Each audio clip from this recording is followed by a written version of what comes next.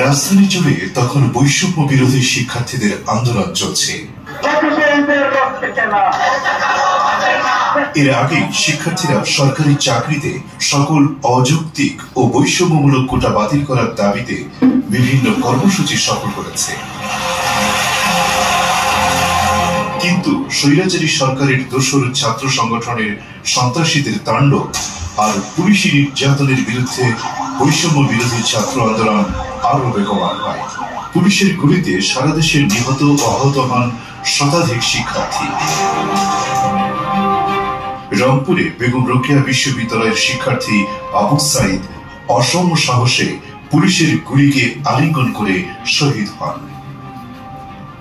19 জুলাই রাজধানীর উত্তরা, মোহাম্মদপুর, বাড্ডা, পল্টন সহ বিভিন্ন এলাকায় আন্দোলনকারীদের সঙ্গে পুলিশের সংঘর্ষ চলছিল। আন্দোলন প্রতিহত করতে ঢাকার বিভিন্ন স্থানে র্যাব, পুলিশ হেলিকপ্টার দিয়ে টিয়ার সেল, সাউন্ড গ্রেনেড ও গুলি চালায়। কেবল এদিনই 66 জন নিহত ও আহত হন কয়েকশো মানুষ। এদিন ঢাকার যাত্রাবাড়ির রায়েরবাগ এলাকায় 8 তলায় বাসার বারান্দায় বাবা মায়ের সঙ্গে দাঁড়িয়েছিল 4 বছরের শিশু আব্দুল আহাদ। কিছু বুঝে ওঠার আগেই বারান্দার রেলিং ছেড়ে লুটিয়ে পড়ে আহাদ। তো ঠিক মাঝে এই জায়গাটা ছিল, এই জায়গাটা বুলেটটা ঠিক এদিক দিয়ে আসে, এসে বাবু ঠিক আছে ডান চোখের এদিকে লাগে, লেগে এই পিছন সাইডটায় মানে এসে ঠিক আছে বুলেটটা বের হয় না। সো আমার হাতের উপরেই গুলি খেয়ে কোনো মানে আওয়াজ করতে পারে না, ডাইরেক্ট এভাবে হাতের উপর পড়ে গেছে আমার হাতের উপরে। সকালে আমার বুকের ভিতরে এসে আমাকে বলতেছে যে আপু তোমার বুকের ভিতরে আমার অনেক ভালো লাগে, আমার অনেক ভালো লাগে তোমার বুকের ভিতরে, তুমি আমার থেকে যেও না, তুমি আমার কাছে থাকো, তুমি আমাকে অফিসে নিয়ে যাওয়ার সাথে করে। এইভাবে আমার কাছে খুব আবেগ এভাবে বলতেছে। আসলে তো জানি না যে এটাই হয়তো শেষ বলা, বুকে বাবার বুকে শেষ স্মৃতিটুকু এভাবে ছিল। আহাদের গ্রামের বাড়ি ফরিদপুরের ভাঙ্গা উপজেলার মানিকদহ ইউনিয়নের পুখুরিয়া গ্রামে। সে ওই গ্রামের বীর মুক্তিযোদ্ধা মৃত বজলুর রহমানের নাতি। ভাগ্যের কি নির্মম পরিহাস যে স্বাধীনতার জন্য মরহুম বীর মুক্তিযোদ্ধা বজলুর রহমান একদিন জীবন বাজি রেখে লড়াই করেছিলেন, সেই স্বাধীন দেশেই তার শিশু নাতিকে সরকারি বাহিনীর গুলিতে প্রাণ দিতে হলো। গ্রামের বাড়িতে আগে পারিবারিক কোনো কবরস্থান ছিল না। শিশু আহাদকে দাফনের মধ্য দিয়ে কবরস্থানটির যাত্রা শুরু হলো। আমার সারা কিছু এর মৃত্যু দেখি নেই, জ্ঞানের মৃত্যু হবে জীবনে ধারণা করি নেই। আর আব্দুল আহাদ সারা পৃথিবী আমার আব্দুল আহাদ আমার কত আদর করছে। তোর কাছে সোনা পাখি দাদু, তুমি আমার সোনা পাখি দাদু।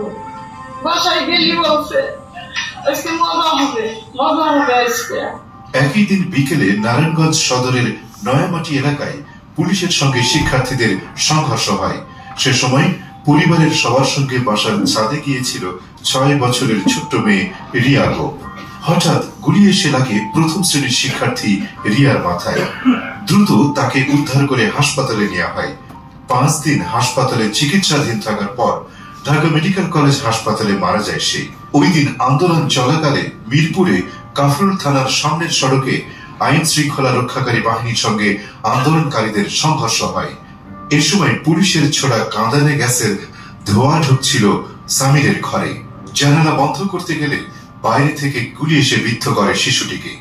তারা এসে ও জানলা বন্ধ করবে, এর মধ্যে একটা গুলি সোজা এখান থেকে এসে আমার ছেলের চোখ দিয়ে ঢুকে মাথার পিছু থেকে বের হয়ে এই যে দেয়ালের মধ্যে লাগে।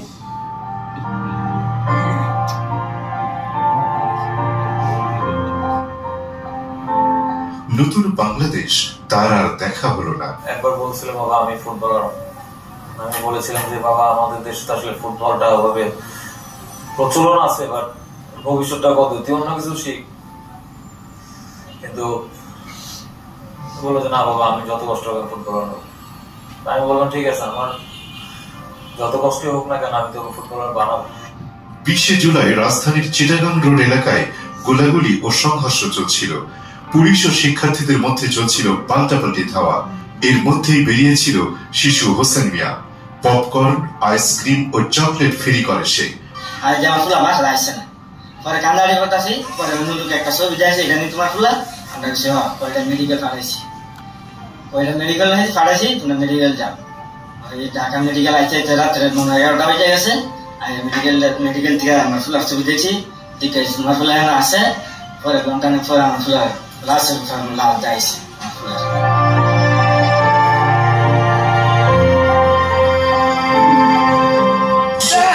নাকি ওর মা দেখছে মা আমার নেম প্লেট আইব ও ছেলেটা খেলাধুলা করতো নেম প্লেট আইব নেম প্লেট তো বোঝে না ওর মা নেম প্লেট আইলো আমার ছেলের ডেথ সার্টিফিকেট আর মেডিকেলের সার্টিফিকেট আর আজিপুর গুরুস্থান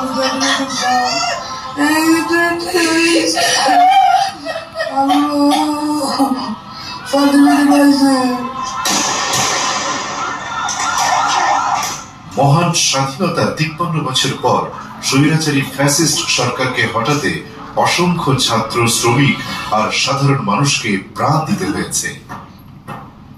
এই মৃত্যুর দীর্ঘ মিছিলে যুক্ত হয়েছে অনেক শিশু কিশোরের নাম।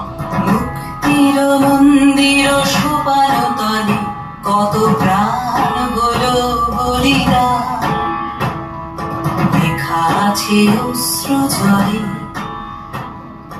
মুক্তির মন্দির সোপান তলে কত প্রাণ গুলো বলিদান লেখা আছে অশ্রু জলে।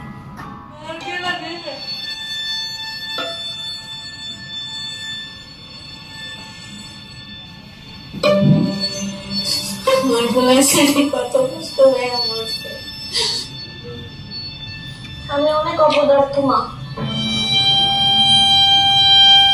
আমরা তো কুকুর বিড়ালকে ওইভাবে মারি না, পাখিকেও মারি না, ওরা যেভাবে এভাবে নির্মম ভাবে মারছে। ওই দিন এত গোলাগুলি আমি তো বুঝতেও পারিনি যে আমার ছেলে আর রিটার্ন আসবে না।